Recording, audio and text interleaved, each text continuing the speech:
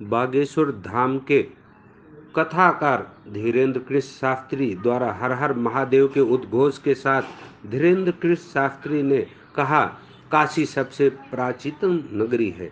यहाँ पर वरुणा, अस्सी और माँ गंगा का संगम है, जिसके नाम पर इसका नाम वाराणसी पड़ा है। इस काशी नगरी में आना अपने आप में सौभाग्य की बात है, जहाँ पर बाबा भोलेनाथ स्वयं विराजमान है। भारत देश का गौरव है, जिस गौरव के कारण पूरे विश्व की प्राचीन नगरी काशी विश्वनाथ है, जहाँ वरुणा, गंगा, अस्सी इसके किनारे पर विराजमान है वाराणसी। ऐसे पावन तीर्थ में दास का आना हुआ।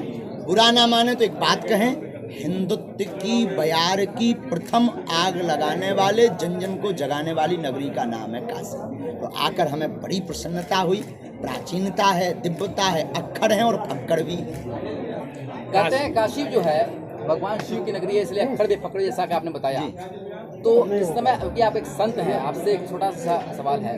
इस समय ज्ञानवापी को लेकर एक लड़ाई चल रही है कोर्ट में भी और हिंदू धर्म को जी, तो किस तरीके से देख रहे हैं आप? कानून अपना कार्य कर रहा, यह चूंकि फैसला अदालत में है और हमें विश्वास है विजय हिंदुओं की ही होनी है।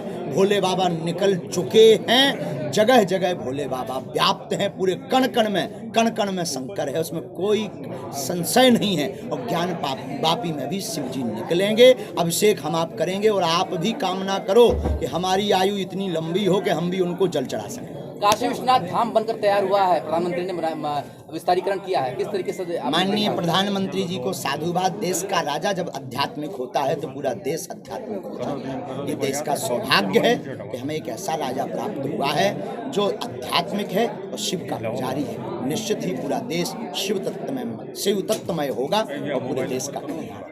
और अद्भुत कॉरिडोर की सुंदर व्यवस्था, विश्वनाथ जी के यहाँ की अद्भुत व्यवस्था, बहुत हृदय की। सदियों बाद माँ गंगा और काशी विश्वनाथ का मिलन हुआ है वहाँ जी, बिल्कुल बिल्कुल, कोई संशय नहीं, सदियों बाद हुआ है। लेकिन ये भी तब देखो, सेतु का कार्य कोई ना कोई करता है। रावण उस तरफ था, राम जी इस तरफ थे, वहाँ विभीषण रहते थे, वहाँ भक्तों को मिलने के लिए, राम जी को जाने के लिए सेतु का निर्माण करना पड़ा। सेतु का अर्थात है पुल।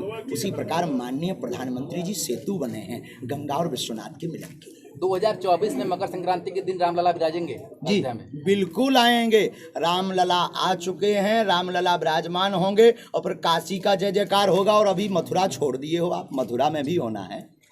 गुरुजी ये बताइए कि आपको सुनने के लिए लगातार लोग आते हैं, ये कहते हैं कि जो आप बताते हैं उनके जीवन में वो घटित होता है, तो इसके पीछे जो क्या आपको दिव्य शक्ति है या भगवान की कोई ऐसा आशीर्वाद है? यह बागेश्वर बालाजी की कृपा है। हमारी 3 पीढ़ियों से अनवरत दरबार लग रहा है। 320 वर्ष प्राचीन स्वयंभू श्री हनुमान जी महाराज का विग्रह है।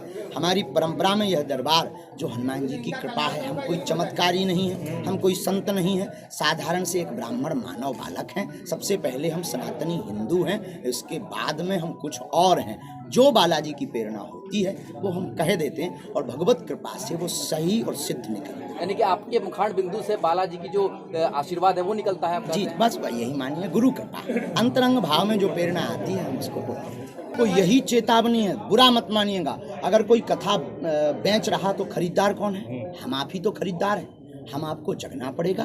धर्म धंधा का विषय नहीं है, धर्म श्रद्धा का विषय। श्रद्धा में कोई कुछ भी दे जाए, जैसे कथा बिना अर्थ के नहीं होती है, पर इसका मतलब रेट सूची नहीं है कि आप रेट लगाओ कि इतने की ये, इतने की ये। इस पर हमने प्रहार किया है और उस कथा को स्थगित किया है कि हम ऐसी कथाएं नहीं करेंगे जिसमें बागेश्वर धाम के नाम से उगावनी की जाएगी। हाँ, उस समिति को कोई श्रद्धापूर्वक मंत्री, विधायक, श्रद्धालु भक्त बागेश्वर धाम के पागल कुछ दे दें, 1 लाख, 10 लाख, 50 लाख, वो उनकी श्रद्धा है, ना कि हम लोग जो है ऐसा करें। तो धर्म धंधा का विषय नहीं है, श्रद्धा का विषय, इसलिए हमने प्रहार किया, स्थगित किया। कुंभ के दौरान अक्सर जो अखाड़ा समितियां होती हैं वो फर्जी साधुओं पर बैन लगाती हैं, उन पर प्रतिबंध लगाया जाता है, लेकिन क्या वजह है कि उनको पूर्ण रूप से बैन नहीं किया जा पाता? इसमें हम आपकी जागरूकता नहीं है, हम आप स्वयं जागरूक नहीं है, संतों की पहचान नहीं कर पाते हैं। जो अपनी पूजा करवा रहा वो संत नहीं है, जो आपकी बाहें पकड़ करके ईश्वर से जोड़ने का काम कर रहा वही सच्चा संत है।